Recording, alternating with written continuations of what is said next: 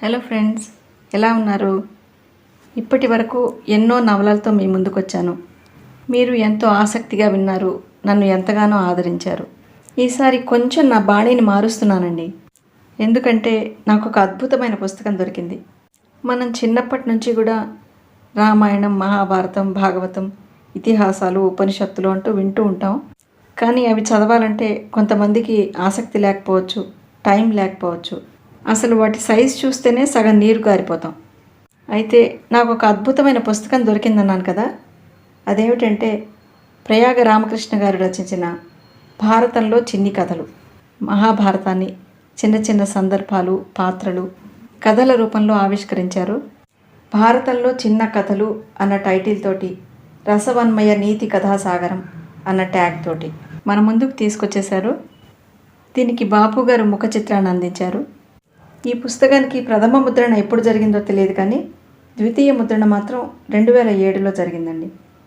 ఈ పుస్తకాన్ని చూడగానే మీకు వినిపించాలనిపించింది. ఇండియాలోనూ ఇతర దేశాల్లోనూ ఉన్న తెలుగు వారందరూ తప్పకుండా ఈ కథలు వినండి, ఆదరించండి. ముందుగా మహాభారతం, వాటిలోని పాత్రలు, ఔచిత్యాల గురించి తెలుసుకుందాం. మహాభారతం వేదవ్యాసుడు రాశాడు. ఆయన అసలు పేరు కృష్ణ, పరాశర సత్యవతుల సంతానం. పుట్టగానే ద్వీపంలో వదిలివేయబడ్డాడు కనుక కృష్ణ ద్వైపాయనుడని పేరు వచ్చింది. వేదాలను వర్గీకరించాడు కనుక వేదవ్యాసుడుగా ప్రసిద్ధి చెందాడు. సుమారు 5000 సంవత్సరాలకు ముందు కౌరవ పాండవుల మధ్య చెలరేగిన దాయాది ఆస్తి వివాదం భారతంలోని కథావస్తువు.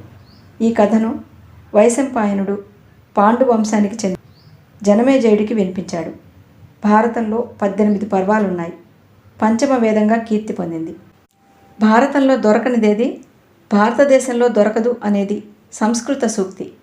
తింటే గారెలు తినాలి, వింటే భారతం వినాలి అన్నది బహుళ ప్రచారంలో ఉన్న తెలుగు నానుడి. కౌరవ పాండవుల వంశవృక్షం.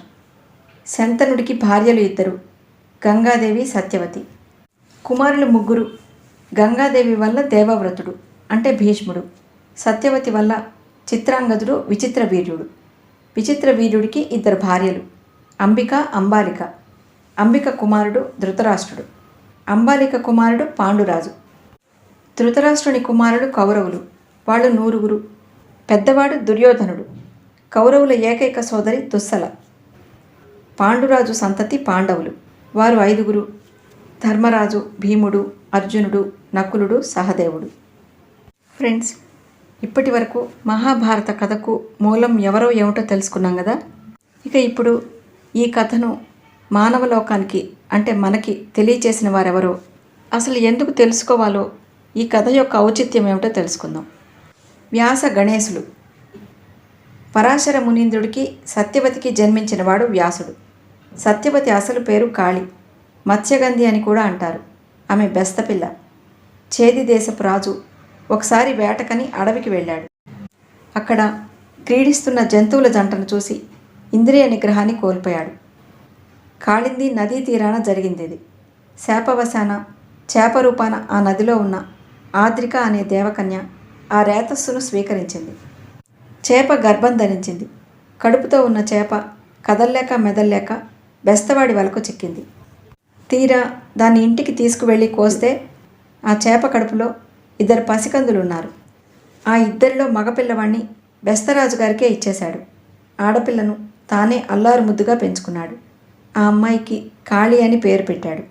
కాళీ పెరిగి పెద్దదైంది, పెళ్ళీడు పిల్లయింది. పరాశర మహర్షి ఒకరోజు కాళింది నది దగ్గరకు వచ్చి ఆవలి ఒడ్డుకు వెళ్లేందుకు పడవ కోసమని చూస్తున్నాడు. ఆ సమయంలో కాళీ తండ్రి నది ఒడ్డున అప్పుడే చద్దిమూట విప్పుకుని భోజనానికి కూర్చోవటం వల్ల మహర్షిని ఆవలి ఒడ్డుకు తీసుకువెళ్ళమని కూతుర్ని పురమాయించాడు. మత్స్యగంధి సరేనంది. మహర్షి పడవలోకెక్కాడు. పడవ నడుస్తోంది. ఎగసిపడే అలలు, ఎగిరెగిరి పడే చేప పిల్లలు, పడవ నడిపే వయ్యారి పరాశరుడికి చిత్తచాపల్యం కలిగించాయి. కామోద్రేకంతో ఆమెను సమీపించాడు. మునిపుంగవుని కోరికను పసిగట్టి దూరంగా జరిగింది కాళి. పరాశరుడు వినలేదు. పడవ చుట్టూ పొగమంచు సృష్టించాడు. కాళి శరీరం నుంచి కస్తూరి పరిమళాలు గుప్పుమనేట్టు చేశాడు. నది మధ్యలో ఒక దీవిని సృష్టించాడు. 2 అక్కడికి వెళ్ళి అమర సుఖాలు అనుభవించారు. కాళి గర్భం ధరించింది. పరాశరుడు ఆమెను ఓదారుస్తూ, నువ్వు గర్భం ధరించినా నీ కన్యత్వానికేమీ దోషణ ఉండదు. నీకు పుట్టబోయే పిల్లవాడు విష్ణు అంశతో జన్మిస్తాడు. సద్గుణశీలుడు, సర్వ విద్యా పారంగతుడై ముల్లోకాల్లోనూ కీర్తింపబడతాడు. జగద్గురువు అవుతాడు. ఏకరాశిగా ఉన్న వేదాలను ఋగ్, యజుస్, సామ, అథర్వణాలుగా విభాగం చేసి వాటికి సూత్ర భాష్యాలు రచిస్తాడు. మహాతపస్వి, మహామహిమాన్వితుడు అవుతాడు. ఇప్పుడు నీ ఒంటికి అబ్బిన కస్తూరి పరిమళం శాశ్వతమై నువ్వు యోజన గంధివి అవుతావు అని దీవించాడు. మహర్షి అన్నట్టుగానే కాళింది పండంటి పిల్లవాణ్ణి కన్నది. అతను చిన్నతనం నుంచే దైవభక్తితో పెరిగాడు. పెద్దల ఎడ వినయ విధేయతలతో మెలిగాడు. పెద్దయ్యాక, తల్లి, నా గురించి విచారించకు. తపస్సు చేసుకునేందుకు నేను అడవులకు వెళ్తున్నాను. నీకెప్పుడైనా దుఃఖం కలిగినా, కష్టం కలిగినా, లేదా చూడాలనిపించినా నన్ను తలుచుకో. నేను నీ ముందుకు వచ్చి నిలుస్తాను అని చెప్పి అడవులకు వెళ్ళిపోయాడు. అతనే కృష్ణద్వైపాయనుడయ్యాడు. అతని తల్లే చంద్రవంశానికి చెందిన శంతన మహారాజును పెళ్లి చేసుకుంది. ఆ విధంగా కురుపాండవులకు చాలా దగ్గరవాడు వ్యాసుడు. ఇరు వర్గాలకు ఆధ్యాత్మిక గురువు కూడా ఆయనే. పరిపాలనా సంబంధమైన విషయాలలో కురుపాండవులు కృష్ణద్వైపాయనుడి సలహాలు తీసుకునేవారు. అయితే ఆయన హస్తినాపురంలో కన్నా అడవులలో తపస్సు చేసుకుంటూ ఉన్న కాలమే చాలా ఎక్కువ. కురుపాండవ సంగ్రామం జరిగిన తర్వాత ఆయన భారతగాథ ఆమూలాగ్రం ఊహించాడు. కానీ దీనిని గ్రంథస్థం చేసి లోకంలో చదివించటం ఎలా, ఈ కథను రాసేవారెవరు అన్న ప్రశ్న వచ్చింది. వెంటనే సృష్టికర్త అయిన బ్రహ్మదేవుణ్ణి ధ్యానించాడు. బ్రహ్మ ప్రత్యక్షమయ్యాడు. మహర్షి, నీకేం కావాలి అని బ్రహ్మ అడిగాడు. వ్యాస మహర్షి పరమేష్ఠికి నమస్కరించి తన మనోవేదన వెల్లడించాడు. అప్పుడు బ్రహ్మ, మహర్షి, ఈ కథ రాయడానికి విఘ్నేశ్వరుణ్ణి ధ్యానించు. నీవు సంకల్పించిన గ్రంథం రాయగలవాడు గణపతి ఒక్కడే. నీ కోరిక సిద్ధిస్తుంది అని చెప్పి అంతర్ధానమయ్యాడు. అప్పుడు వ్యాసుడు సిద్ధి వినాయకుడిని ప్రార్థించాడు. వెంటనే ఆయన ప్రత్యక్షమయ్యాడు. వ్యాస మహర్షి గజాననుడికి నమస్కరించి, లంబోదర, మహాభారత మహాగ్రంథాన్ని నేను మనసులో ఊహించుకున్నాను. అది నేను చెబుతూ ఉంటే మీరు రాసుకుపోతూ ఉండాలి. ఏమంటారు స్వామి అని అడిగాడు. అందుకు వినాయకుడు ఒక షరతు పెట్టాడు. నేను వ్రాస్తూ ఉన్నప్పుడు నా లేఖిని క్షణమైనా ఆగటానికి వీల్లేదు. అలా నువ్వు ఆపకుండా చెప్పుకుపోగలవా? ఇది చాలా కఠినమైన నిబంధన. అయినా వ్యాసుడు ఒప్పుకున్నాడు. బదులుగా, దేవా, నేను చెప్పేదాని భావం సంపూర్ణంగా తెలుసుకుని రాసుకుపోతూ ఉండాలి. అందుకు తమరు సిద్ధమేనా అని ఎదురు ప్రశ్నించాడు మహర్షి. గణనాథుడు చిరునవ్వు నవ్వి సరేనన్నాడు. ఆ విధంగా వ్యాసుడు చెబుతూ ఉంటే వినాయకుడు వ్రాయటం వలన మహాభారత కథ గ్రంథస్థమై అలరారింది. దాన్ని మొట్టమొదట తన కుమారుడైన శుకుడికి చెప్పాడు మహర్షి. ఆ తర్వాత ఆయన శిష్యులు అనేకులు ఈ కథ చెప్పుకున్నారు. ఈ కథను దేవలోకంలో దేవతలకు వినిపించినవాడు నారదుడు. గంధర్వులకు, యక్షులకు, రాక్షసులకు చెప్పినవాడు సుఖయోగేంద్రుడు. ఇక ఈ మహాభారత పుణ్యకథను మానవలోకానికి చెప్పిన మహనీయుడు వ్యాసుల వారి ముఖ్య శిష్యుడు వైశంపాయనుడు.